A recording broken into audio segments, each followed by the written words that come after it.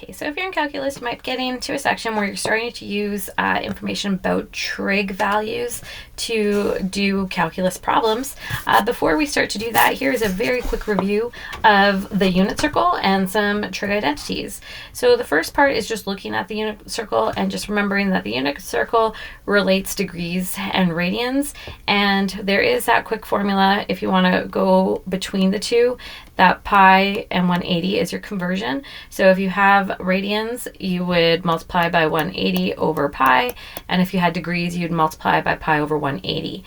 Then when you're looking at your unit circle, what we want to know based on that unit circle, so if we did make like a triangle here and the unit circle means every radius is 1, if we were going to look at the cosine of an angle, it would be adjacent, so this side here, over hypotenuse. And the y value wouldn't essentially matter for this part. So the cosine of your angle would equal just the x value, where if you were looking at sine, sine is opposite over the hypotenuse, which equals 1. So the sine is your y value, right? That y distance. Tan, on the other hand, is opposite over adjacent. So you'll need your y value divided by your x value. So tan is y over x. And then the last part we'd want to remember before we start any problems is the cast rule. And that is if you start at the lower right-hand quadrant and went counterclockwise and spell out cast, you'll know which ratio is positive and when. So for instance, everything is positive. Every single one of these values is positive, right? Your x, your y over x in the first quadrant. In the second quadrant, only sine is positive. So that means only your y values are positive, and then your x values, as we can see here, are negative. Then in the third quadrant, it is tan, and in the last quadrant, it is cast. So the cast rule, is cosine. So the cast rule just tells you what is going to be positive. You also have a formula sheet from grade 12, if you were in math in grade 12, and this has all your trig identities. So the things you need to remember, right, the ones like for tan, it's going to be sine over cos. For cotangent, it's cos over sine, and so on. And then it starts to get into the identities that we'll be using, and then looking at some double angles and a little bit more here, which we'll go through. So again, a very quick review, just trying a few questions, jogging our memory, and we might need a little bit more because as I was going through it, it's been a while. So the first part I'm looking at is finding the exact value for these two functions, and we could use trig identities here to help us. And the first one is negative pi over 12. So I would turn this into degrees to know what we're dealing with.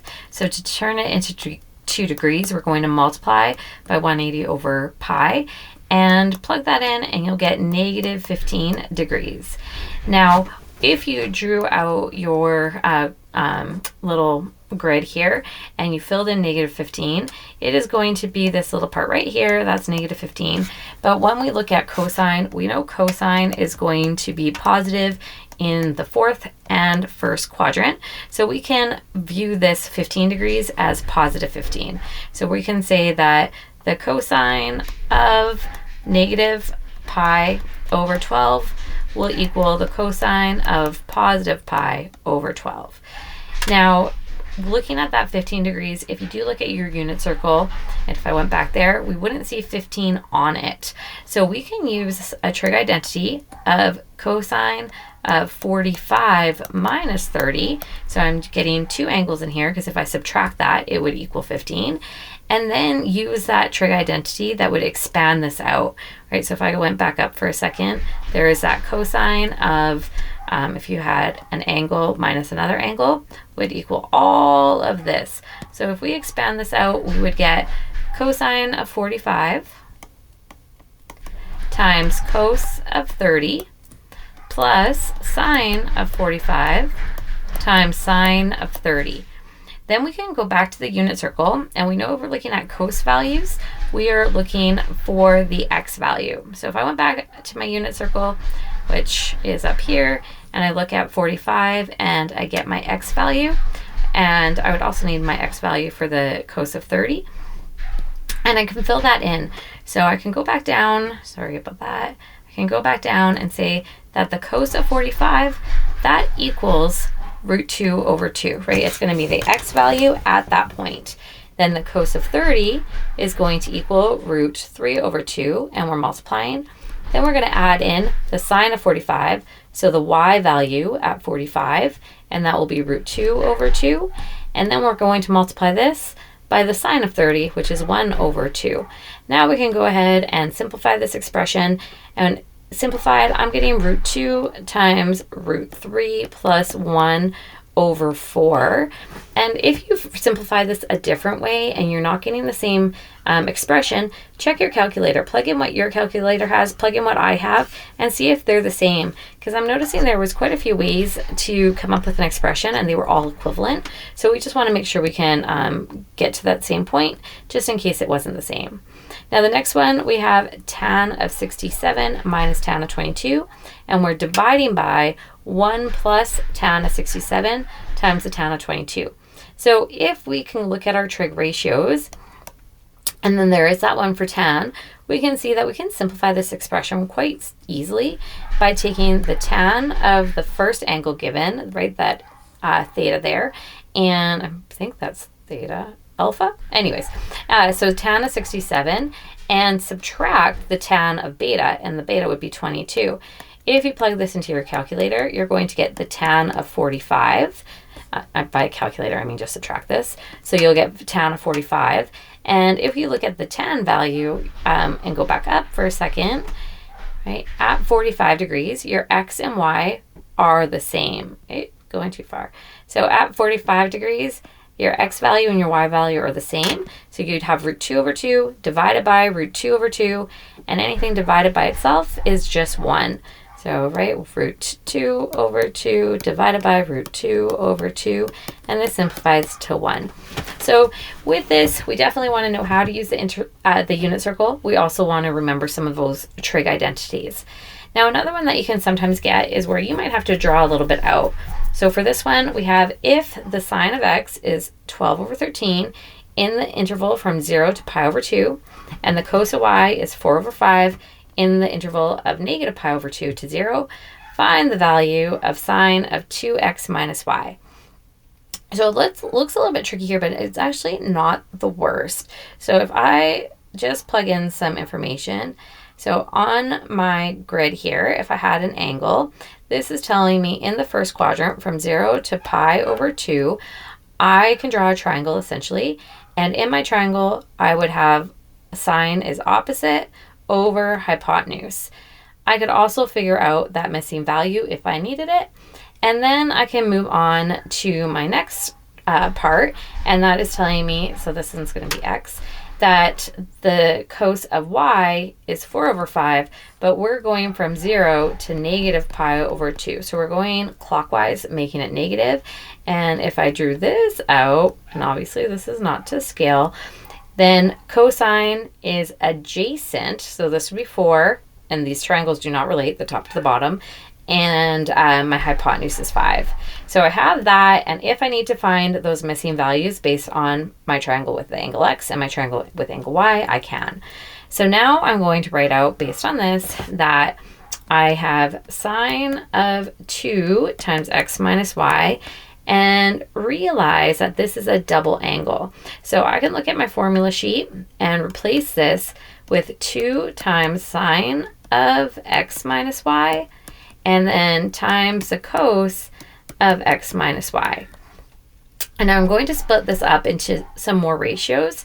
So I'm going to figure out the sine of x minus y first, because the sine of x minus y is another identity.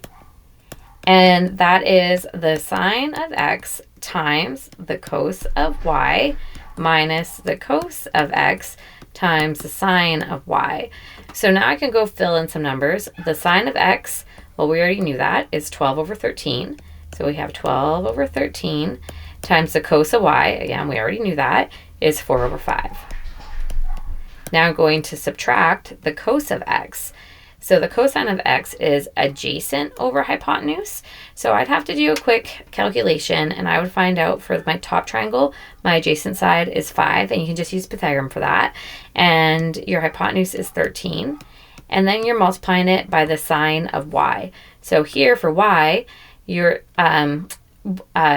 opposite is -3. So if you put Pythagorean, you'll just get 3, but because it's in the fourth quadrant, it would be negative, and then over 5. So you'd have -3 over 5. So we plug it all into our calculator, and you're going to get 63 over 65.